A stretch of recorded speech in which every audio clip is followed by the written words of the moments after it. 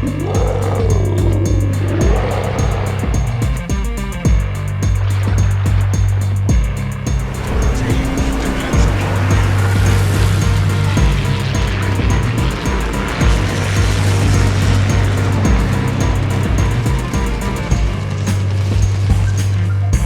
is a San Diego, a Tier 7 premium U.S. Navy cruiser. The ship is available in the store in the Liberty Calls random bundles. Each bundle is 750 doubloons a piece, and a Tier 7 ship is normally worth 17,500 doubloons. The cool skin here is worth another 5,000 doubloons, and both of those items are available in those random bundles, but they're hidden somewhere within the 100 available random bundles, which can total $300 if you don't get the ship into camo early on. So you want to keep that in mind. In any event, the ship is basically an Atlanta-class ship, and we are going to take a look at the setup of the ship and the commander, which is Shelley Beapley. Base trait is refractory, which improves the risk of catching fire. For inspirations, I have Mikawa, which improves the cruiser detectability, and Jersey Swirsky. That's right, a double concealment setup here on the San Diego with Shelley Beapley. Sea detectability range is improved here with Swirsky. And then here I went with Ingenious, which improves the cruiser gun traverse speed and the incoming splash damage, which is a real thing. The second skill is Full Speed Ahead, which improves the maximum speed of the cruiser and the rudder shift time. Then I went with one of the unique skills of Armed and Ready, which improves the incoming fire dispersion. So this really doubles up on a fully upgraded camo, and actually the concealment mod on upgrade slot number 3. Private Zone is another unique skill. It's probably the unique skill here, which improves the cruiser's detectability. And it seems like Shelley Beapley is kind of all about concealment. And if you want to go an agile cruiser build, you can with Shelley Beapley. In this case, after much testing, I went with a concealment build, which is why I have the inspiration set up and I've selected the skill. You can go the other way around and get like a 2.3 second rudder shift time with Shelley Beapley if you want to go agile build, but I didn't find that as effective as the detectability build, where you minimize your detectability. It's down to like 8.9 kilometers, which we'll look at in a bit. Fully Packed is a legendary skill here, which improves the cooldown time for all consumables, and it does add an extra consumable charge. Special effect will reduce the cooldown time another 30%, but you have to be within 2 kilometers of an allied ship here at Legendary Rank 2. Legendary Rank 4 will increase that radius up to 3.5 kilometers. And the upgrades for the San Diego. First upgrade is Aiming Systems Mod 1, which improves the main battery dispersion and the torpedo launcher traverse speed. Second upgrade is Propulsion Mod 2, which improves the time taken to reach full power, cuts that in half down to 50%. And then here I went with Concealment System Mod 1, which improves the detectability range, and incoming fire dispersion is another 5%. That doubles up on your fully upgraded camo. And Shelley Beapley gave you another 5% improvement on incoming fire dispersion. So opponents will probably see some scattered shot against the San Diego that is set up like this. At least that is the plan. And here I went with Gunfire Control System Mod 2, the legendary modification version, which improves the main battery dispersion and the main battery range, and the epic boost here for every 30,000 damage. You will improve the main battery range by another 2%. That could ratchet up to 5 times. Legendary boost for every ship that's destroyed. You will cause another 5% of damage with your main battery shells. Loadout, you have your armor-piercing shells, and a big deal here is a semi-armor-piercing. So the San Diego is basically an Atlanta-class cruiser. Atlanta is kind of well-known for starting fires. You don't have that here. You have the semi-armor-piercing shells, which will actually penetrate 36 millimeters of armor, so you can damage some battleships. We'll talk about that in a little bit.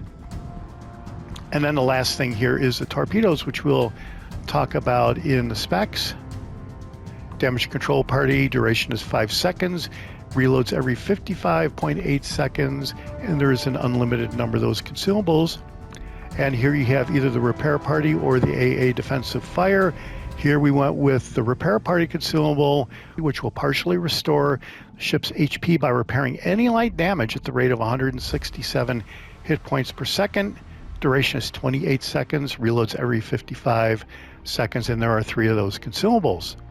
Sonar consumable here, torpedo detectability is 3.1 kilometers, ships is 4.4 kilometers, duration is 96 seconds, reloads every 167 seconds, and there are 3 of those consumables.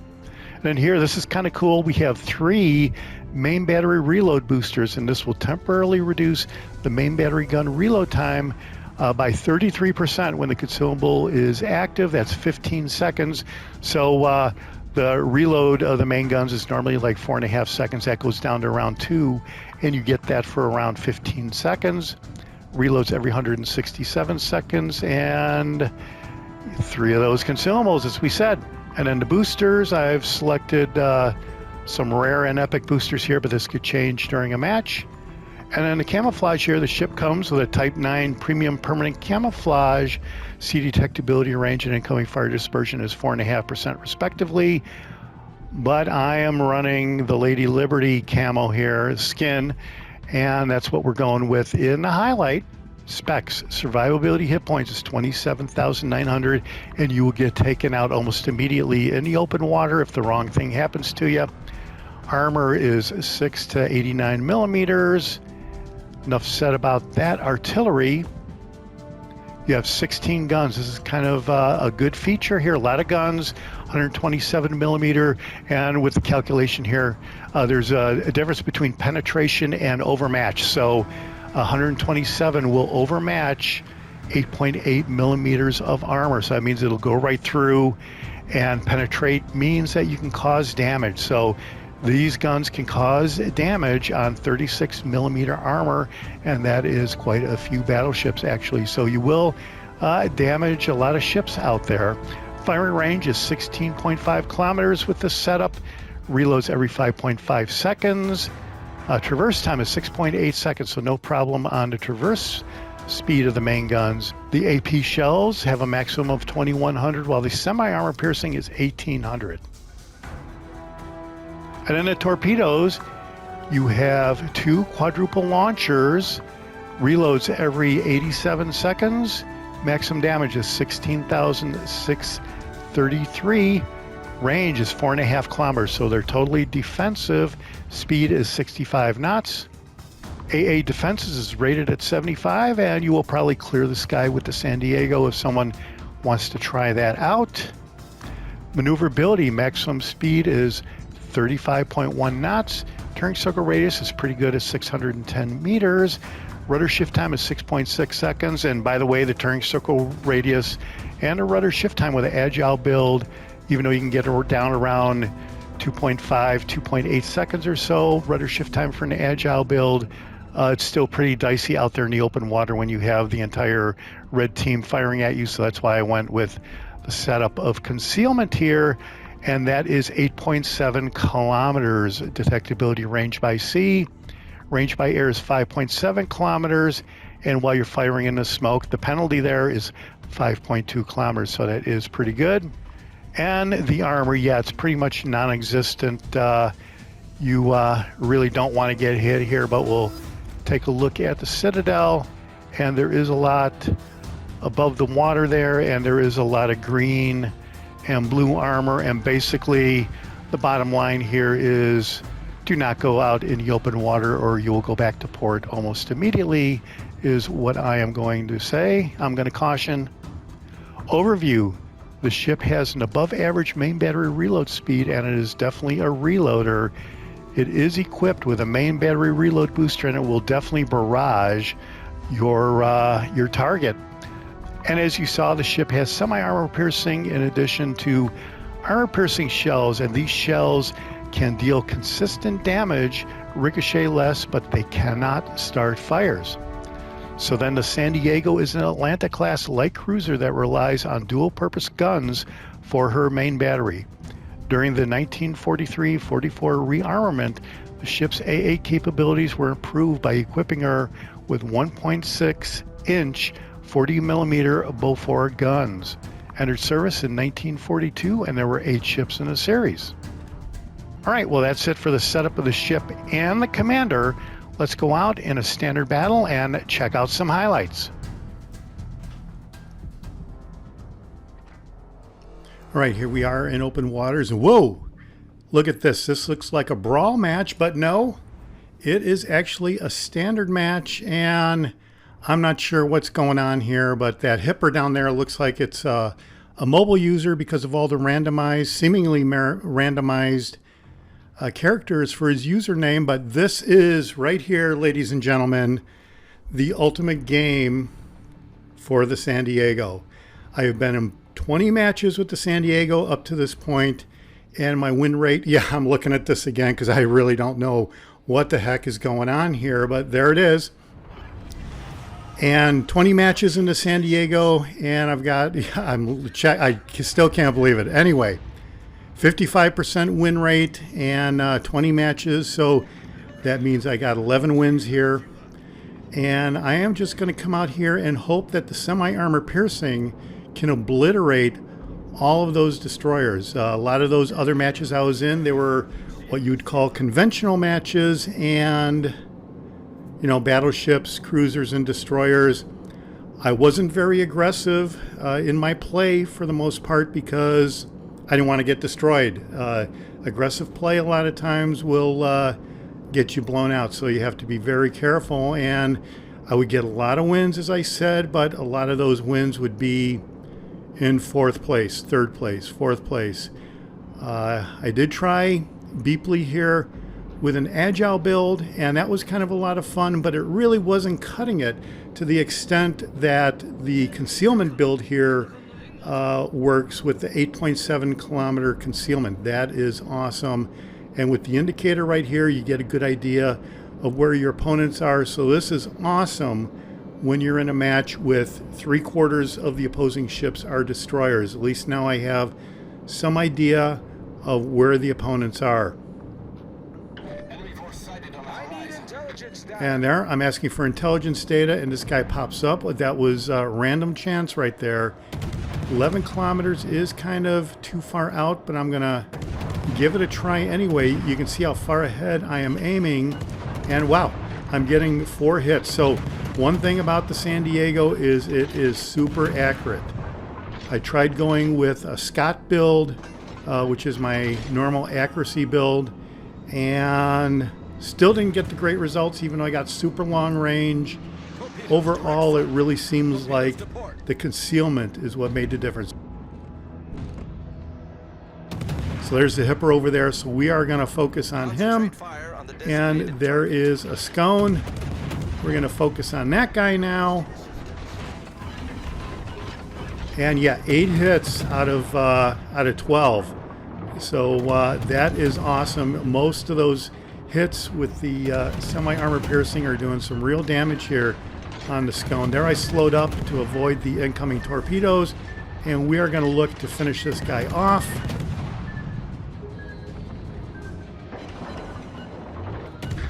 One more shot should do it here. Torpedoes to port. And there is the first guy gone, and right now I'm thinking that this is kind of like a brawl match, and I'm sort of looking out to take out the entire team here. Don't know if that's possible. Wow, look at all those shells coming from over in that direction over there. I think that may have been a Friesland over in the smoke, and those shells are kind of crazy here. Yeah, with a 4.5 kilometer torpedo range. I did let those torpedoes go just in case, but I have no hope of hitting the hipper with those torpedoes. And you can see that the range of the torpedoes make them almost useless unless you're going from behind the island and the concealment of the island, and you can surprise your enemy. So here we're just both out in the open. There's that destroyer giving me the business over there. And here comes some widespread torpedoes from the direction of that destroyer. And now my damage, my health, is getting knocked down pretty good. I'm on fire. I've got the heal booster going and heal consumable going. And we're just barely breaking even here on the health front. But that fire is really doing us in. I'm looking to get as far away from the hipper and that destroyer as possible. And now, 9, 10 kilometers, 11 kilometers away, and I am invisible at this point. The concealment went dark, and so there's a black over there that I'm sort of targeting, and he seems to be going steady. So let's see if we can get some hits on him. We're up to 34,000 damage. And now we're going to focus on the hipper, and yeah, we are down on health compared to the hipper by quite a bit. So I'm relying on my teammates to keep that hipper occupied. Looks like his guns are pointed at them instead of me. So this is really saving me right here, because I do not have to worry about the hipper like you would normally expect to. But now he's turning his guns over in my direction. And luckily those torpedoes hit him. He doesn't have much health left. Got the reload booster here. It'd be good if I remember to hit the reload booster. So now would be a good time to hit the reload booster and try to wipe the guy out. Yeah, when you're in the heat of battle, you just forget about these things. There goes the reload booster. Finally remembered. And I was hoping that we would get sort of like a blind shot there. Oh, we got him anyway. Look at that. 37 main gun hits. Those look like penetrations right there. And okay, so penetration versus overmatch. So the San Diego is an Atlanta class cruiser. Atlanta's, what I use my Atlanta for, is to burn down the opposing team, and we don't have that option with armor piercing and semi-armor piercing. So it took some work to find out what the penetration potential is of the semi-armor piercing shells. It turns out it's 36 millimeter of armor. The semi-armor piercing can penetrate, and what penetrate means is you can cause damage. Doesn't mean you're going to go through. It means you can cause damage. And if anyone has seen the Arnold Schwarzenegger Predator movie, you know, if it bleeds, you can kill it. So if you can damage it, you can destroy the ship. Overmatch means you go right through the armor, and these guns can overmatch 8.8 millimeter armor. They will penetrate and cause damage to 36 millimeters of armor. So what that means is you can get quite a bit of damage against battleships that you wouldn't really expect to get. These guns, as it turns out, are all destroyer turrets. That's why they traverse so quickly, and they're small like a destroyer. So these are technically, I guess, destroyer turrets and main guns here. And actually there were a lot of matches where I sort of felt like I was in the Tiger 59. A lot of fire output, but not really much going on in the damage department. But here this guy is really giving me the business over here. I thought that was like the Akazuki. So I'm going to take a shot over there. Looked like the intercept was in that smoke cloud. So we took a shot over there. Let's see if we can surprise him.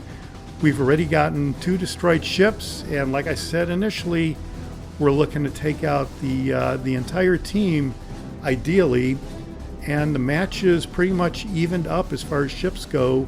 We do have 1 cruiser and 1 destroyer here on the blue team, and there is that black. So the black has a really quick reloading main gun. Possibly the same guns that I have, actually, now that I think about it. And he is just chewing me up. You can see my health is going down to nothing. And this is really unfortunate because now we get the 3rd kill, but I have no chance with only 1,200 damage, and I'm fresh out of heal consumables when I'm spotted by the opposing red team destroyer. It's not going to take much for him to inflict 1,200 damage on me. So now I'm going to be looking around to see how much health my teammate has. Hopefully the destroyer has a lot more health than I have, because yeah, there, oh, he's got full health. So at this point I think we're good to go. We should at least win the match.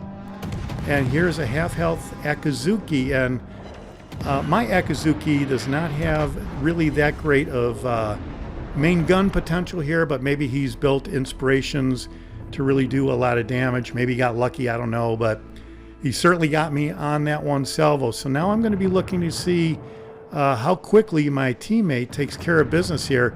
And this guy is right on the money and blows this guy out almost immediately. So good team play right there. That is awesome. That is a big time victory in the San Diego.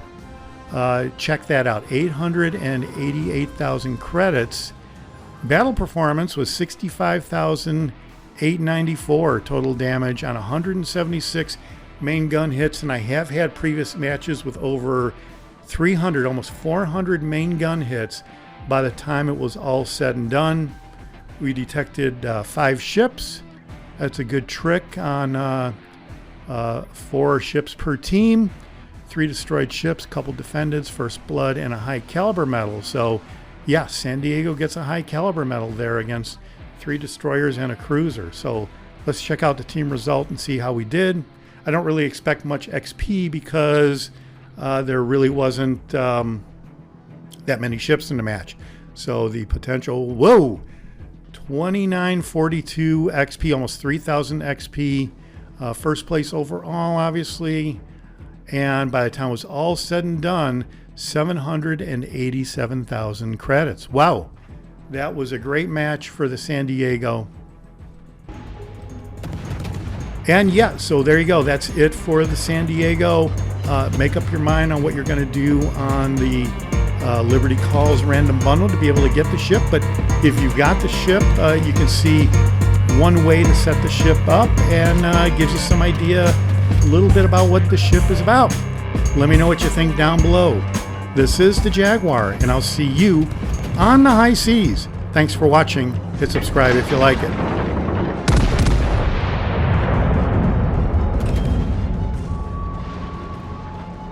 are alone but not beaten. Their cruiser has broken before us.